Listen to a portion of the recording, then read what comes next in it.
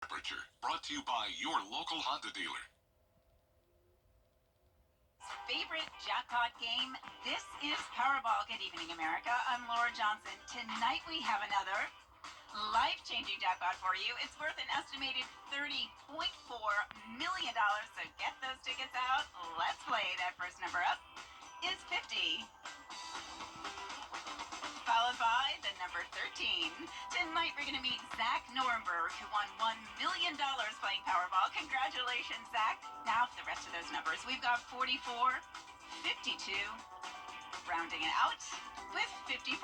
Your Powerball number tonight, good luck everyone, is 20, and your Power Play multiplier is 2.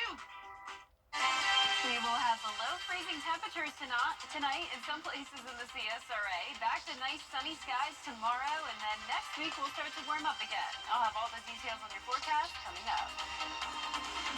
Right now on News Channel 6 at 11, canal cleanup in the Garden City.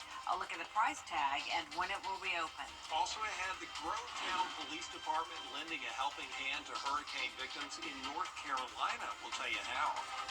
And a local nonprofit aiming to help veterans has opened in downtown Augusta. We'll take you to the ribbon cutting as your news at 11 starts now.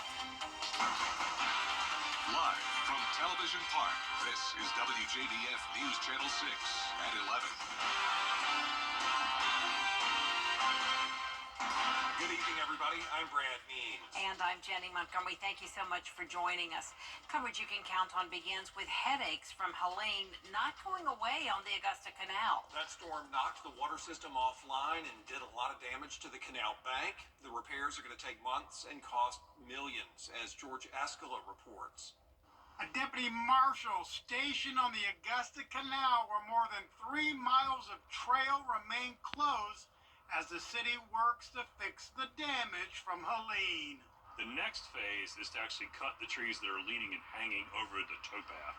So that's the reason it's closed still, and we've asked everybody to stay off of it. There's a liability there. The storm knocked down as many as 100 trees from the pumping station to the head gates. The falling trees damaging the canal bank. 70% of city drinking water comes from the canal. But to make repairs, the canal needs to be drained so backup diesel pumps can draw water from the river. The work expected to cost $8 to $10 million. Once we dewater the canal, we've got to run it on the diesel pumps, which are very expensive. And we've also got to do the repairs to the embankment. So there's a substantial cost outlay. The cost of running the diesel pumps is $5,000 a day. But no water in the canal will be costly to the Canal Authority. It operates power stations using canal water. And if the canal is empty, no operating funds will be coming in. It means we're going to run out of money. All of our expenses for employees and things we do on the canal is generated from the hydropower. The plan is to drain the canal in February after the tree work is completed. Repairs to the bank could take 2 or 3 months, so the canal is expected to stay closed well into the new year.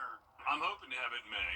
Yeah, again, when I can reopen it, I will reopen. The city has millions of dollars in work to do, but it's expected FEMA will not reimburse the entire cost. In Augusta, George Escala, WJBF, News Channel 6. The Grovetown Police Department is giving back in a special way this holiday season. This week, officers drove 200 miles to take those 2 patrol cars to Marshall, North Carolina, to the police department there. That station suffered heavy damage during the hurricane and has been operating with very little equipment since then. Grovetown leaders say they were more than happy to help. They lost everything they had. I'm talking about their daily operational type items, obviously to patrol cars, and they were having to patrol in personal vehicles to answer calls. So we felt like that was a good opportunity to give back and to help another agency that was in dire need of that. Mighty nice. The City Council in Grovetown unanimously approved the donation after a presentation from Police Chief Jamie Kitchens. Time now for our first check of the forecast. And for that, let's check in with our Chief Meteorologist, Jenna Petracci. Well, it is a very chilly Wednesday night. Temperatures are around 25 to 30 degrees cooler than this time yesterday. We had temperatures in the mid-60s last night. Now we're down to the mid-30s. And on top of that, we have some breezy conditions, making it feel even cooler. Right now, we're at 37 degrees in Augusta, 38 in Evans, Waynesboro and Millen at 39. Still at 40 degrees in Bamberg, but one of the coolest spots is Aiken at 35. 36 in Crawfordville, 37 in Edgefield, and 36 in Lincolnton. We did pick up on around 3/4 of an inch of rain today in Augusta. Some places got even up to 2 to 3.5 inches. Our low was 50 degrees, but typically I say the low this morning, but that's not the case. Our low actually happened in the afternoon, and our high temperature happened in the morning. So our temperatures were in reverse today, and that was all due to the cold front passage. So right now the winds are only up to 6 miles per hour sustained, and the gusts are up to around 12. So definitely nothing like what we had earlier. The highest wind gust today was in Augusta at 45 miles per hour. The wind chill is down to around 30 degrees though in Aiken, 32 right at the freezing mark in Saluda. So it really doesn't take a too high of winds to make it feel even cooler than the actual air temperature. Dew points are in the 20s and 30s, so very dry and cold air moving in with high pressure back in control. Here's the cold front that came through this morning. It's off the coast now with the rain and thunderstorm activity ahead of it. Our Terry Lambert Hyundai Skyview cam showing dry and clear conditions here in Waynesboro, and we'll stay that way through tomorrow morning as we get down to around the freezing mark or maybe even a degree or two below it in some places. And then eventually as we head into next week, we'll definitely see some much warmer temperatures. I'll have more details coming up in the full Viper 6 forecast, but back to you. All right, thank you, Jenna. Today, local and state lawmakers met to reflect on the past year and look to the future. The legislative breakfast was held this morning at First Baptist of Augusta. The meeting included updates from the local delegation. Today's guest speaker was Georgia's Insurance and Safety Fire Commissioner John King. His office is focused on helping the consumer, especially after the recent hurricane. We encourage people to look at our website, oci.ga.gov, and file a complaint or just call. We have a phone number that people can call us. It's listed on the website. They can call us and just ask. If you have a question, don't wait till you get frustrated with the system. We know that the system is very complicated.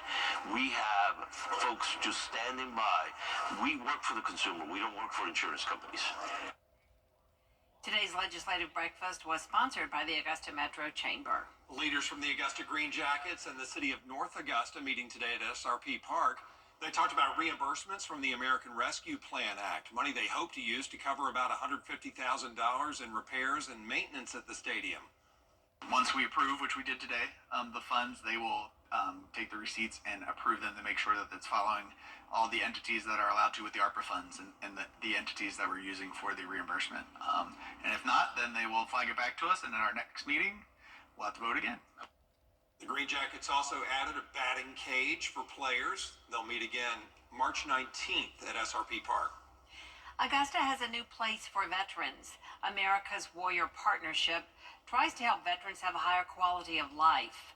They reach out to veterans locally and nationally to connect them with resources. Our focus is on building a relationship with a veteran, and we serve veterans all over the country. Whether you're a disabled veteran or a Vietnam-era veteran or a post-9/11 veteran, it doesn't matter. What our focus is getting to know the veteran, because we believe that if you know the veteran and you understand who they are, then you can do the next steps of our program, which are educate the veteran about opportunities to improve their quality of life, advocate when they hit a roadblock, and in the end, what we do is we work with everyone. America's Warrior Partnerships leaders say their website has more information if you are a veteran looking for helpful resources. Still ahead, just one day left in the Giving Your Best toy drive. We'll tell you what you need to know before you donate after the forecast. In your freezing temperatures tonight with the wind chill down into the 20s. Then as we go into next week, we'll have mild temperatures with little to no rain chances. I'll have your full forecast when we return. Are you ready to rock? You can't always choose the weather, but You can choose your weather app. Go with the most accurate and most trusted, the Live Viper 6 mobile app. Download it today. The Live Viper 6 Skyview Network, sponsored by Terry Lambert Hyundai. Now, your most accurate forecast with WJBF Live Viper 6. Welcome back. Today I visited W.S. Hornsby Middle School right here in Augusta, and I spoke to this big group of 6th grade students, taught them all about the weather and what my job is like here at WJBF, and they were fantastic. They were super engaged the entire time, asked some great questions, and 6th grade is very special to me because I get to show them a video from when I was in 6th grade, giving a weather report at my house, pretending to be a meteorologist, and when I was in 6th grade, my teacher asked me what I wanted to be when I grew up, and of course I said a meteorologist. So definitely really cool to relate to them in that way, and hopefully we do have some future meteorologists in this group. So thank you so much, W.S. Hornsby, for having me. Here's a look now at our Terry Lambert Hyundai Skyview Cam in Aiken. It is a clear and chilly night, 37 degrees. Huge change of pace from last night when we were in the 60s. We have a west wind of 6 miles per hour, which at least is much lighter than it was earlier. Dew point of 29. Now the wind chill is still a factor tonight, even with the lighter wind. So notice the gusts right now up to just around 12 to 16 miles per hour, but even that will make it feel like it's in the 20s when you're headed out the door tomorrow morning. Satellite and radar showing high pressure coming in from Texas, snow up in the Midwest, and some rain in the Northeast along this cold front passage. So the cold front brought us some rain earlier today and is now bringing most of the country a huge drop in temperatures. Chilly pretty much everywhere and frigid up in the north, -4 degrees now in Minneapolis. Even Florida down into the 60s, so a little bit chilly for them as well. Current temperatures here in the CSRA are anywhere from around 35 to 40 degrees, and by tomorrow morning we'll be down into the low 30s. So I'm going with a low of 31 in Augusta. Some places will stay above freezing, others slightly below, but all of us will be dealing with a wind chill in the 20s because of those winds up to around 5 to 10 miles per hour in the morning. Sunshine in the afternoon, climbing to a high of 54 degrees.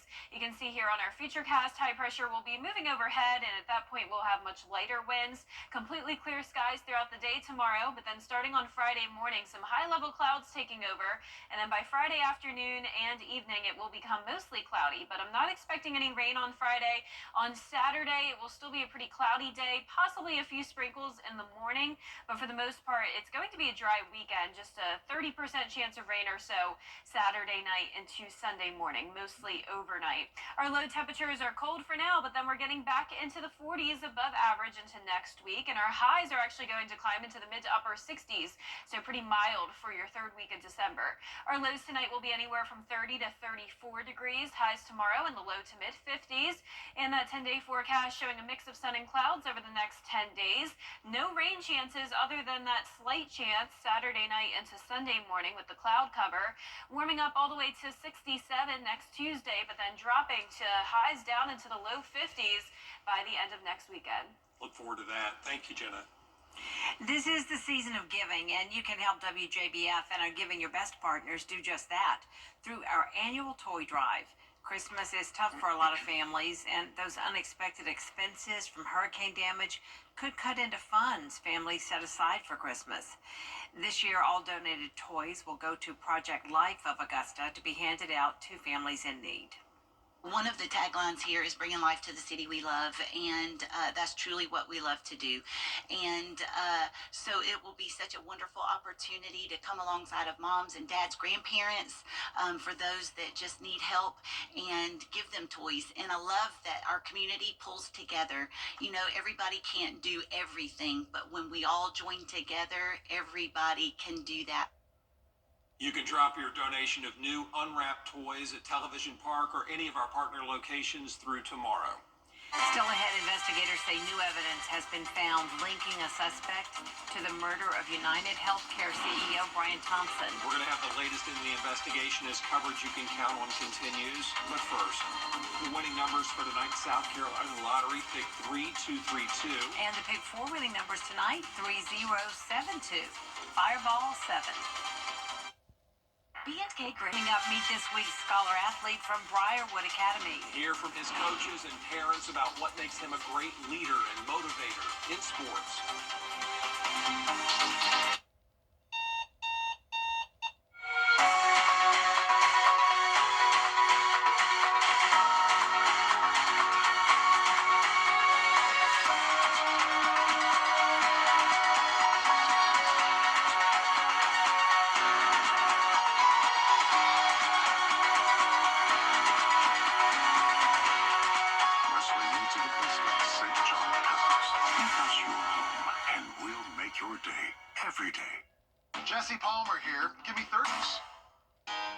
Scholar Athlete Awards are brought to you by Jefferson Energy Cooperative, Rebath of Augusta, McDonald's, and WJBF News Channel 6. Now, WJBF sports coverage you can count on. Every week, we honor a student athlete that excels not only in the classroom, but in the community. This week, Scholar Athlete is Charlie Mosley out of Briarwood Academy. Charlie is a multi-sport athlete playing football, golf, tennis, basketball, and track.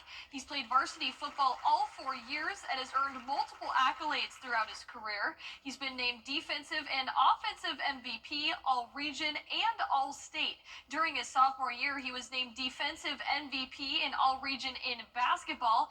Then on the track, he was also named the state champion in discus as a junior. And in the classroom, he earned the Presidential Educational Excellence Award in his first 3 years of high school. He's also a member of the National Honor Society, Kindness Club, and the Fellowship of Christian Athletes. And although he suffered a leg injury, he's still seeing the positives on his recovery. It's been great. You know, there's a lot of like tough times that you have to learn from and stuff, and so it really builds you as a person. Roy's a leader. He's grown so much in so many ways, but the main point was leading. He loved the game of football, and he dedicated his life to it. And this injury it's hard, but he's gonna, with his work ethic and his determination, something good's gonna come out of it. You just gotta keep your priorities straight, and you just study when you get home from practice, I guess. He stands taller than most anybody else. He's going to try. He's going to always have a positive outlook regardless of how he plays. He shows up ready to play. It's been fun to watch him grow. He's always had so much fun in everything he does. Classroom, sports, and so he just makes everything more fun. Charlie's always got a smile on his face, but he knows what he wants, and he wants to do the right things, and so that pushes him to do the right things in and off the field. Very positive influence on all the players he's around, all the smaller kids, all his classmates, and his family. He's just never had a chance to really think about himself. He's really always put other people before himself. I'm very honored. I'm surrounded by a lot of great people, and I'm just very thankful for the opportunity. Charlie, on behalf. Congratulations to Charlie Mosley on being named this week's Scholar Athlete. And South Aiken football star Javon Edwards held a special signing day at the Media Center. Friends and family gathered around to support him as he takes his next step in his college career. The senior had a breakout season, rushing for over 2,400 yards. He averaged 224 yards per game, scored 28 touchdowns, and had 293 carries. The Coastal Carolina commit is excited for the future ahead. I wanted God to lead me to where I was going, and he did that, and I was very patient. It wasn't easy. I prayed about it a lot, but it came my way. God, of course, my family, all my family, my dad, my mom, close family, my brothers, my first cousins, aunties, uncles, coaches, trainers, anybody I can think of off the head. I know it's a lot. Carl, big Carl back there. My teammates, everybody. And the SEC 16 head coaches unveiled their football postseason awards. South Carolina quarterback Lenora Sellers was named the Freshman of the Year. The quarterback threw for 2,274 passing yards and 17 passing touchdowns.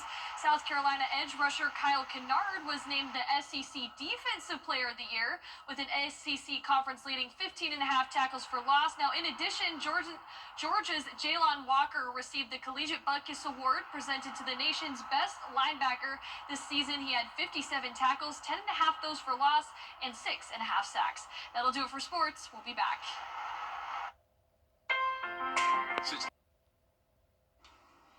And here's a final check of your 10-day forecast. Temperatures are going to be at or below freezing over the next couple of nights. Some cool afternoons, then warming up next week. Midwest versus Everybody posted this photo and asked, "Do you keep napkins in the glove box for emergencies, or are you weird?" Someone responded, "Don't be silly. They're in the center console. Others said they keep them in the side pockets of their door. Some said the napkins go right next to the emergency ketchup, straws, and plastic utensils, but everybody agreed emergency napkins are necessary. Absolutely, they're necessary. Side door. Yeah, side door, roll of paper towels, next level, and regular towels to put in your lap while eating. My husband has the golf towel. Yeah, Keep a golf towel. Catches everything. Absolutely.